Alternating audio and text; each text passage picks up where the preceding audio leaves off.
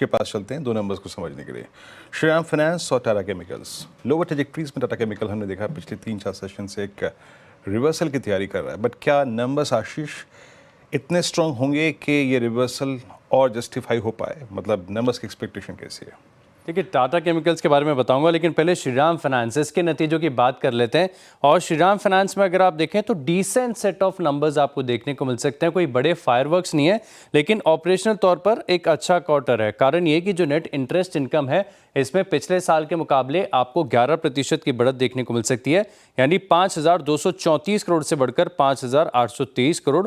Operating profit की बात करें तो तकरीबन 12% की बढ़त आपको देखने को मिल सकती है। 4,340 करोड़ के करीब का आंकड़ा जो है मार्केट एक्सपेक्ट करके चल रहा है। और नेट प्रॉफिट यहाँ पर बिल्कुल सपाट सी ग्रोथ है, ज़्यादा नहीं है, 4% की बढ़त आपको देखने को मिलेगी।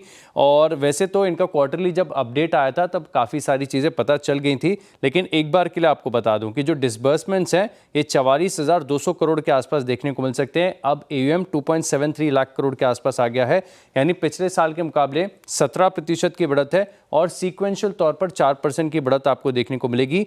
सीक्वेंशियल तौर पर क्रेडिट कॉस्ट ये लगभग स्टेबल ही देखने को मिलेगा 2.4%, लेकिन मार्जिन्स यहाँ पर थोड़ा सा एक्सपांशन आपको देखने को मिल सकता है, करीब करीब 10 बेसिस पॉइंट्स का, यानी ऑलमोस्ट 8.7% के आपको यहाँ पर मार्जिन्स देखने को मिल सकते हैं। Stable set of numbers Shriram finance से एक्सपेक्टेड है।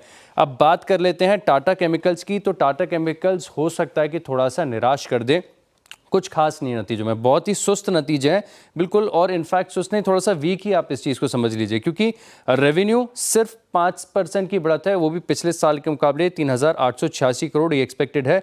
अब एबिटा तो बिल्कुल ही फ्लैट है, 574 करोड़ पिछले साल था, इस बार भी 571 करोड़ का अनुमान है। लेकिन मार्जिन्स यहाँ पर करीब 1% की गिरावट है, 15% से घटकर 14% के एबिटा मार्जिन्स आपको देखने को मिल सकते हैं। और मुनाफे में भी देखिए तो सुस्ती है, 190 करोड़ से घटकर 183 करोड़ के। हालांकि जोग्राफिकली आप देखें तो अफ्रीका में करीब 15%, इंडिया में 11% की बढ़त देखने को मिल सकती है। लेकिन सोडा ऐश की जो कीमतें हैं इसके ऊपर क्या ट्रेंड है, क्या पॉजिटिव कमेंट्री अगर आती है, बहुत ज़्यादा की मॉनिटरेबल होगा। लेकिन एक और चीज़, क्योंकि अक्टूबर सीरीज से वायदा से बाहर आ रहा है, तो इस चीज़ को भी आपको साथ में देखना पड़ेगा।